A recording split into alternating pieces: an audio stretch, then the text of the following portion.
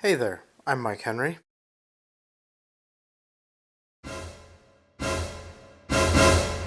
and this is my Procreate 5 demo for the piece I call Choni Azul. Now this here is the original drawing that was done by Jordi Villaverde for his Draw This in Your Style. I just thought the design was like super cool, and I saw a couple of other people doing it. In fact, Renato was doing one, and I was like, okay, I gotta get in on this. This character is too fun. So let's start seeing how I sort of break this character down and do my version. So for this, we're going to throw a picture-in-picture of the original design so that we can kind of reference it regularly and talk about what I'm doing versus it. You can see I start with this very vertical thin head and then I widen it. Something that I either do when I'm doing like a reinterpretation of a character is I either decide I'm going to really change it or I'm going to try and keep the spirit of it. And so at the first I was like, what if I made her like really tall? But Renato had shown me an early version of what he was doing, and he was doing something similar, and I was like, okay, I don't want to do that. I don't want to obviously be directly inspired by someone else who's trying to be inspired by this thing. So I instead decided to embrace her proportions. Now, obviously I'm not going for the exact larger head and such a sort of squat body, but I wanted to at least communicate something that was resembling that squat body. So she's like thicker, she's meatier, but she has a different style that makes her like more like, I don't know, probably 1, 2, 3, like maybe 5.5 heads tall instead of being like 1, 2, 3.5 heads tall, which is maybe what the other one would be. So we're still bringing her up and making her a little closer to realism, but not doing anything too crazy with it. All the little accoutrements, I just went for like matching it 1-to-1. Same haircut, same earrings, though a little bit smaller, same transparent shirt, and then same black underwear. Now, something I want to really highlight here is that Jordi, in his original one, he did some really interesting stylistic things, like having the white lines on the face mask be there so that you can see those details, but they're stylistically very graphic. Same thing with her underwear. You've got these like pink lines to kind of accent definition, even though it's a flat black thing.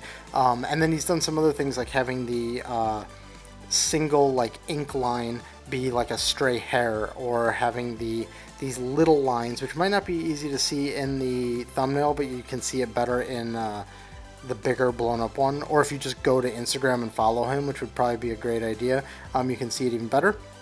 But he's got these little colored lines that are sort of outside her form, and so I wanted to make sure I was referencing these, aside from like referencing major elements like the big spark in the background and the half tone and the kanji that's in the top left. So these are like all the things I want to make sure that I get. A lot of people have asked me how I did the transparent shirt, and I think that's going to be really clear now when we're watching this playback here. So I hope that that becomes easy to understand. I'll talk about it a lot when we get there. So right now I'm just doing the flats. You can see that everything's keying a little brighter than the original. That's just because that's where I wanted to start. But then we start finding the spots where we want to pull it back down and get it, into the values that we're looking for. And that's mostly in the hair, to be honest. I wanted to make sure that, because I knew I wanted to do something graphic, but rendered. So I was trying to pick and choose, like, where am I going to be more graphic and where am I going to be more rendered. Now, the obvious one was in things like the underwear and the face mask. I could just go for making those straight black, and then I could do something with the skin and the hair to like render that up more. But later is when I decide, like, okay, we're definitely bringing lines into this. It wasn't really late, like it wasn't like the 11th hour thing like it was with the Leica video, the last video that I did. Faded was the name of that one. It's not like that where it was like, okay, I'll come in at the end and add this little thing, but about, in the middle of all the rendering is where I'm like, do I not? And then I decide like, no, yeah, that'll really kind of seal the deal on this piece. So that's what I do. Okay, let's start talking about the flats, since the transparency is going to be a big topic here. We have the blue skin as layers. Basically her entire body is all one flat, and then her face is a different flat, and those black lines from her shirt and her underwear and her mask are all different, but the key thing here is the transparency on the shirt. So what we've got, and it's actually a little wrong here, and I end up changing it, so you'll see that too, but what you need to know is that the shirt is comprised of 2 layers. We've got the back layer, which is probably what you're going to see me fix eventually here, but you've got the back layer, which is the part of her shirt that is wrapping around the back of her. That's how you can think about it, because okay, so I think the best way to think about it is you're seeing her shirt twice because it's see-through, right? So you're seeing through the front part of it, and then you're seeing the inside of the back part of it. So we construct our layers to be the same way. We've got flats in the back of her for the shirt that are like, I don't know, let's say 40% opaque, and then you've got the shirt in the front that is also 40% opaque, or something along those lines, you know, like adjust for preference. And then when we get to the shadow layers, that's actually when things get complicated, because when you're dealing in the flats like this, it's not a problem. Now, I have her facing us instead of facing away from us, so things like the symbol on the back of her shirt we don't get to put in, so we don't get to kind of reference that. And the smiley on her butt, I actually decide to save that for later, and I put it on the side of her thigh. I thought it was enough of a design element that should be in there, but I obviously wasn't drawing that part of her. It's on her left buttocks, which is like behind us, or behind her, I should say. So I just moved that to her thigh just because why not, right? So many other elements. By the way, there was no color picking done on this, but the colors are as close as I could get them without color picking. That was like the spirit behind it. Okay, so here you see me fixing what I did with the shirt. And if you're wondering what I mean by that, is the perspective of it before was as if the shirt was tilted down, so we were seeing basically just imagine it like a cylinder, and we weren't seeing the bottom of it, and now we're seeing the bottom of the shirt. The way her boobs are, they're lifting up the shirt. Her back is arched, her boobs are lifting up the shirt, so we should be seeing like under the shirt right there. So that's why I had to adjust that. So we've got the blue, and then I go in with the purple because she's either lit, it's actually kind of hard to exactly tell, she's either lit by pink or she's just colorized pink. I'm just not entirely sure. So I just went with sort of the same ambiguous gradient, which is what you saw fill in there for a second. Right now, okay, there we go. Now we're moving on to the tattoo on her arm, which is like this swirling Japanese pizza motif, which is super cool. This is just all part of the flats. Now, and lately I've been talking a lot about how I do tattoos in pieces. I did not do that way here. I just found I felt it was way too stylized and more about just having like fun with the design than it was like trying to make that look like a real tattoo. So I didn't keep it in. So now let's get rid of the picture in picture for a second so that we can just talk about the rendering, because we're moving into the rendering now. Now, I want to point out, it'll also change a little bit further, but the hair has gotten some of that darkening and some of that texture that's in the original, but now we put on the shadows. I just wanted to point out that darkening is part of the flats, it's not part of the shadow process. But now that we're going in with shadows, of course, everything is about to get darker because of them. So we're starting with our Select Paint, Select Clear method, which is linked down below if you want to see a deeper breakdown of that. We're moving from back to front or bottom to top with regards to our layers and our ordering of the shadows as we apply them. Now you'll see that I have the shirt layer turned off, the top one, and that's because the way, now let's talk about how I end up solving the transparency here. The way I end up doing that is by pulling the shirt that is on top of her body, as far as our perspective is concerned, and putting it into a folder structure that is amongst the lighting. Okay, I think it's we should probably be going through a file. So I'm now promising we'll do a file deep dive before the end of this. But let me just quickly explain how that actually works. It means that we are going to paint all of her skin layers and clothing and hair and all of that as if there is no shirt on top. And then we're going to, on the shirt layers, paint the lighting for the shirt. And then that will all have its opacity adjusted. So it's kind of complicated, I guess you could say. But it's really not if you see how it's set up and then you start thinking about it. I'm basically just treating everything as separate. I think that her chest would probably get affected by the light meaning through a transparent shirt, but I don't think it's significant enough, or that we would notice it enough to really try to take that into account, I guess, is what I'm trying to say. So what we do is we light her body and everything as if the shirt's not there, aside from like the occasional little addressing of it, like with the black bands and stuff like that, and then we also shadow the shirt separately. So yeah, we'll get there. So right now what we're doing is we're working on her body. So now we get to sort of like that artistic cognitive load. Like we get to not think about the shirt for a second. What we're doing is we're thinking about how the body is affecting the hair in the back, and now we're thinking about how we're going to define the body specifically. As you can see, we're working on that arm there, so we're working on her breast, her pectoral, her deltoid, how the bicep folds in underneath there, and now we're doing the underside and just trying to find that nice curve that exists right there. And then we will move from, I mean, this is like the bulk of the work is her body, because her body has the most geometry and it's also quite exposed, so like we just have to get this right. So this is where a lot of the effort for the piece actually goes in. So we're gonna, speaking of cognitive load, we forget about the shirt, we focus on the body, we focus on the face and the hair, we get all of that done, and then we do the shirt as a separate exercise. And as I said, we'll do a file deep dive so that you can see exactly how that shirt is set up.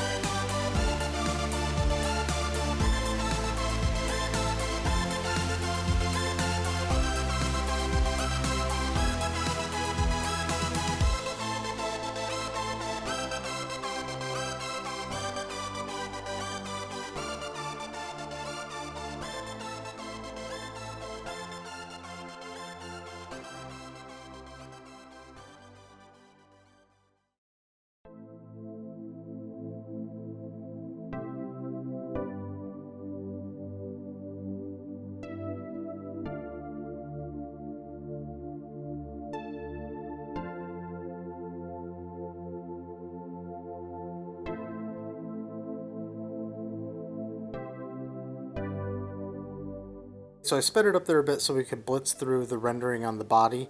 Now we're getting into some skin tone variation stuff, so I turn off that purple, which is actually part of her skin tone variation, and I just try to bring in a little bit of like whiteness where the sun doesn't get. Just again trying to sell those materials as much as possible, as I've mentioned in previous videos. So we're going to do that here on her boobs, a little bit in her armpit and on her undie line. And then we're going to lower the opacity on that a ton.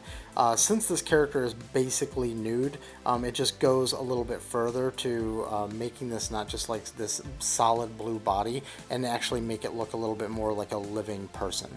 Now what you're seeing there is some support layers, as I've mentioned before, using shadow layers just to try and drive some of that dimension a little bit more, but these are way lower opacity than the other one. So as always, we're going to have like our ambient occlusion pass, and then we're going to have our direct shadow pass and all of our little support shadows here and there. That direct shadow pass will come eventually. We're just not to that point yet. So now we've moved on to her head.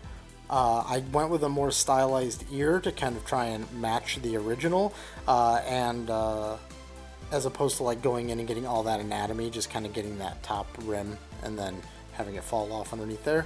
We're adding a little bit of AO on the earring, and then around like the hair and where the bangs are and all that kind of stuff. We're going to basically just focus on getting her face defined and then move on to the next step. While we are watching the face get some of its definition, I also want to point out that the eyes in the original are very bright and flat, and I thought it'd be kind of nice to keep that. I didn't want it to be entirely flat. I didn't want to just like put like a, I don't know, a very like computer gradient across it or not address it, but I did want them to just kind of be brighter overall and not really go into a lot of heavy, let's make this look like a round eyeball. I wanted to keep that stylization there. In the past, we've talked about symbols versus representational, and sort of the idea of like, do you draw an eyeball in an eye socket, or do you draw like a symbol that looks like an eye? And this is one where we really want to go for the symbol look more than the eyeball in an eye socket look.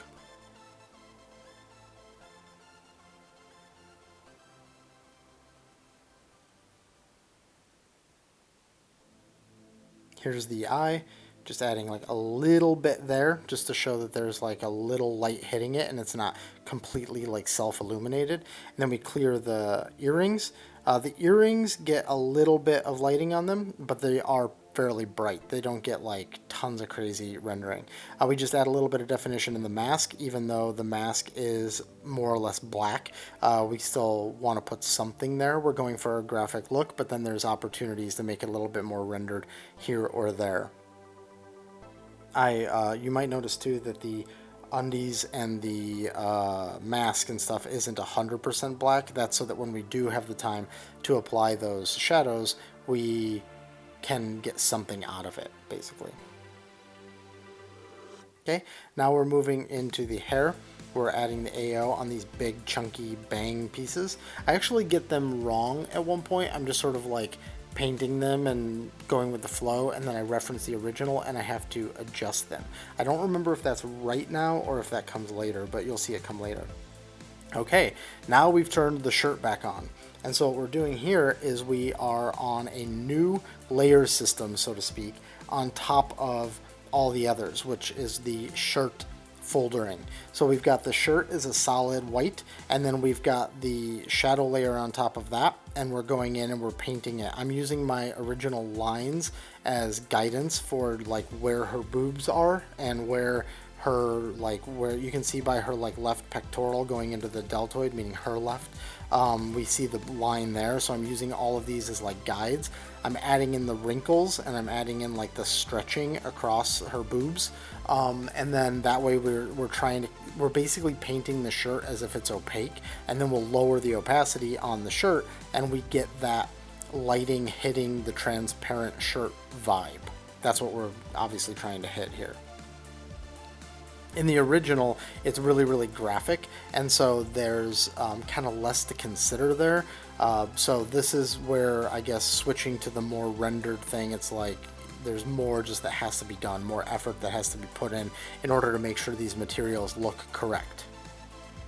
One thing too that's in the original that's really cool is this like natural medium treatment. It's like noise, but it's a little bit more like, I don't know, like a charcoal or something, or a chalk, and we end up bringing that into the shirt eventually as well.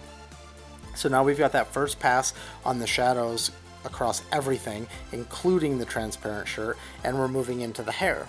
As I explained in the last video, the way I do the hair is on a separate shadow layer, and I just draw the lines in, and then I smudge them into the way I want them to be, and that could be anything from just softening them or knocking them back to pulling a couple of lines together to create a recessed area in the hair, which is what you see like on the left side, our left side of her hair, where you've got that groove where there's sort of like a break in the two big hair chunks.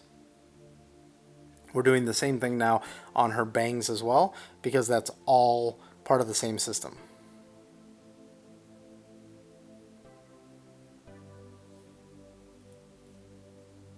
Okay, I saturated and brightened up the eyes a little bit. And now I'm trying out different colors for my lighting, and I end up going with blue, I believe. We'll see. Oh, I decided on it, but then I turned it off and I went into my direct shadow. I do that sometimes because I just want to work out the lighting ahead of time. As we've mentioned before, I've been doing some color keys lately, but then sometimes I don't because I can always change the colors, and this is an example of that. I mean, you could say that there was a color key in the fact that the original had a color scheme, but I was thinking more about just going forward with this and knocking it out. I ended up really enjoying doing this piece, but when I did it, I was just like, okay, I think I can do it really quick and get it done. And then once I was in the middle of it, I loved it. So I was just like, oh, this is really fun. I'm going to keep doing this. So the plan sort of changed is really my point. So before I was like, okay, maybe I'll do it, maybe I won't, maybe I'll get it done really fast. And then when I was in the middle of it, I was like, nah, okay, I guess I'll love this more, I guess is the point. So yeah.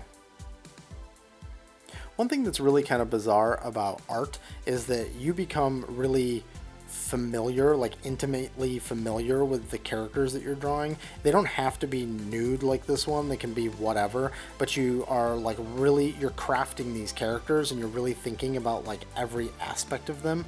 And so when you're in the middle of it, you make all of these decisions that like, when sometimes you realize it in the middle of it, but sometimes afterwards you're like, I can't believe that I was like opinionated enough about this or opinionated enough about that to like make that specific. But at the end of the day, like, you're trying to do everything you can to make these characters be what they like should be. Should is like relative, right? But you're making like sort of like all these decisions as you're going, and I just find it to be like really kind of bizarre. Like, I was telling my wife the other day when I was working on some character that like, you make these decisions where you're like, well, no, the nose wouldn't be like that, or like the this character, I mean, it can be even something as super like minuscule as like, would this character have a tan line or would this character not have a tan line? And these are all choices that you have to make because you're responsible for creating this character and making it what it's supposed to be. In this case, I'm doing essentially fan art, but that doesn't mean that I should still like misrepresent this character or not take the same amount of care when I'm designing the character. So, by the way, I want to point out too here, since we have the shirt off for a second, her boob is a little lumpy in the bottom right side of her. Geez, how do I say this? Anyways, it's a little lumpy. So I know that, I recognize that, and then I fix it when I do the lines. When I'm going in and putting the black lines on everything, you'll notice that I may even use the like Bezier, what is it, the curve tool, the arc tool, to get that line like smooth so that it's not distracting, basically. There are certain things when you're building characters that have to be like standard or expected, and then other things that have to be surprising. And there are some things where you're just like, okay, this has to be completely normal or people are going to get distracted by it. And that would be an example of one. Like, seriously, the shape of that boob could be something that would make it so most people would be like, what is going on there? And then they're not paying attention to your piece. The same thing, I mean, it doesn't have to be a boob, right? It could be like her eye, or it could be like her ear. So really what I'm trying to say is, when you're doing these things, remember that you're always going to try and make your piece as good as it possibly can be, but you also want to like really pay attention to, is there something in this that's going to get people distracted and then they're not focusing on what matters, so you just want to be vigilant of those things. It can even be something like a tangent. You might have like a tangent in your piece, and if somebody's a bit of a tangent police, they might be like, holy shit, like this tangent, I can't pay attention to the rest of this piece because of this tangent. In fact, I would argue that like her earring and her little bit of hair coming down, like almost like rubbing up against that big vertical pink spike in the background, could even be considered a little problematic, but I'm not going to sweat it. I'm just going to keep rolling on. So now we're into the bounce phase. We've put in basically all the shadows for now. You can see I was just putting some bounce in on the underside of her boobs. We find other opportunities like on her eyes. You can see we've got some reflection on the from like her cheek onto her eyes. Right there we're getting a little bit of lightening on her neck where the shadow is casting down, and we're just kind of going through and making sure that we are finding these opportunities.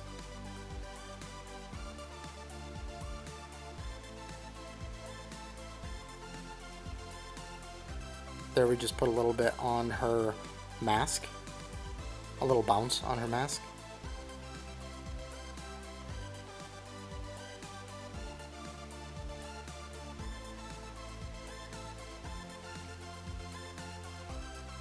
Okay, this is that phase where something's happening, but I don't realize what it is. So I don't know. Anyway, something's happening. One thing that I may have mentioned in the past is that when I'm working on these videos, there's this little box at the bottom of my screen where I can watch the levels of my voice, and it covers up the like bottom, I want to say fifth of the image. So if something happens in the bottom fifth, I can't really see it. Okay, now we've moved on to the lines. This is where the whole thing has been rendered, and now we are with the ink. the dry ink, or whatever I call it, the rough ink brush that I made that's in my brush set, which is linked below. I'm going through and I'm making sure that I accent the right things. It's not too thick. I'm not going too overboard with it as far as thickness, but I am going overboard with it in terms of I'm using it everywhere. I'm trying to speak to the original illustration, which means I'm sticking it everywhere. And now I'm putting the colored lines around the outside of her form, which are part of the original as well, except I'm riffing on mine and doing mine slightly differently. I'm referencing the colors, but I am doing it differently. Now I put a little bit of that halftone in her hair that is also in the original illustration.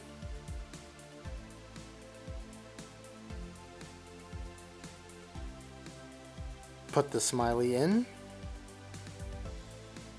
And just doing a little bit of these little red accents like in her underwear, things like that that were in the original, just so I can make sure I'm, again, this is, draw this in your style is supposed to be you doing things your way, but the goal ultimately is to make sure that you are referencing that original as much as possible, because otherwise, like, what's the point? Like, you're trying to find this fun conversation between you and the original artist where you're like, hey, look, I see what you did there, I'm doing it too. Or like, oh, I see what you did there, but I'm going to do something different, and that's what's going to make me not just flat out copying you. That's the kind of cool part about this.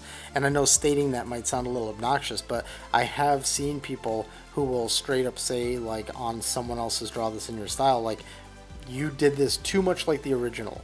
Or they'll say, like, you did this, it's way too different, I can't even recognize the original. And I think that it's really more about what conversation did that artist want to have with the original artist, and, like, that's up to them, really. It's for fun, so just have fun. So anyways, we're in the home stretch here. The last little bits of tweaks and adjustments and just things that would make me go crazy if I didn't fix them are happening right now. And then we are done. That right there is the final piece. I'm super happy with the way this came out. I think that Jordy's original was really cool, and I was really inspired when I saw Renato's version, because I saw the blue skin and the bright colors in the background. I mean, these are some of my absolute favorite colors, so I had to jump in and do it. So speaking of jumping in, hey, nice segue. Let's jump into the Procreate file so we can just see how everything's set up. Okay, here is the final. This is the Procreate file. So if we tap here, let's see what I had last opened. Okay, so we've got the drawing on top, which is right there. Let's turn everything off just so we can see that real quick. So this right here is all I needed in order to get started. It is missing a lot of information, but I knew I'd be able to figure that out kind of as I went. I'm happy with the original sketch. I just like the flow. I think that the pose ended up working out kind of nice. It felt like she was posed distinctly different from the original, so I went ahead and moved through it. Let's just turn on her flats for a second so that we can see her flats. You'll notice that her shirt is not on, and that's because it's part of the next giant grouping of layers. If we open this up, some of these layers have been merged together, although they weren't together the entire time. It was just because we had to. We were running out of layers. So you can see on her hair, for instance, here at the top, the dark part is just merged right into it. It wasn't at one point, but then it eventually got merged in. Same thing is true with a number of these. Her irises are a part of the whites of her eyes, and we do have some things that we could have done. Like, we probably could have blended this into the face, or this darkening around her eyes into the face, but we didn't. So anyways, her flats are more or less straightforward. Here's a really good example. You know, I talk about skin tone variation in a lot of these videos. This is a great example as to why I talk about skin tone variation. Let's turn on the next set of layers. Okay, so this is basically with like everything turned on. Aside from the fact that obviously her nipples are dark and see through the shirt, and that's going to change dramatically, look at all of the other more important elements that actually turn on at the same time that end up dramatically changing how the skin reads. Let's turn all of these on at once. Boop. So we've got the tattoo and the nipples, which are obvious, like they turn on and they change things dramatically. But if we actually open this up, let's turn off the nipples and turn off the tattoo. We can also see that there's a lot at play here as far as other things are concerned. We've got this halftone down here on her hip, which is pretty cool. We've got this gradient that's just dramatically impacting everything. We've got this lightning that's happening. If we turn off the shirt for a second, you can see that. And then we have the tattoos. Now, if this character was a normal skinned person, there would be more opportunities to sort of play with the skin values and the skin sort of like variations, but she isn't. So we just sort of go with like what we come up with at the time kind of thing. Let's get into, also her face is largely covered, which is where you'd see like lip stuff and more nose stuff and all that. So we don't see that in that giant grouping. Okay, let's go ahead and turn this back on. By the way, I'm not going to really play with the background much because there's not a whole lot to talk about there. It's just a mess of like halftone and splotches and everything. You can see it right there. But this is where all of the magic is, so to speak, especially when you take into account the way that shirt works. So inside this big folder, which, by the way, you'll notice none of my layers are named. That's because I find the flow to be just really cumbersome in Procreate. I'm actually a layer naming maniac in Photoshop, but in Procreate it's just too much of a hassle, so I don't do it. Okay, let's turn things off. We're just going to turn all this stuff off so you can see how this works. So a majority of the action for her definition is in this folder right here. That's where we're getting... Let me turn that back on. That's where we're getting the AO pass, the supporting shadow pass, the hairlines, the direct shadow, and then the brim on the shadow.